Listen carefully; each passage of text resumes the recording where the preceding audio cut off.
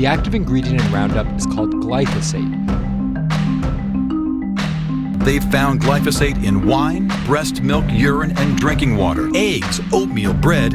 There is an increasing body of evidence. Levels of glyphosate exposure, given enough time, can result in potentially serious disease. Glyphosate is the most popular weed killer in the world. Glyphosate may pose heightened cancer risk. Last year, the World Health Organization's Cancer Research Agency classified glyphosate as a probable carcinogen. Preclinical trials showed a 74% reduction of glyphosate in just 6 weeks, as well as reducing the C-Reactive Protein by 75%, receiving the gold seal of approval by the Detox Project as the world's first glyphosate solution.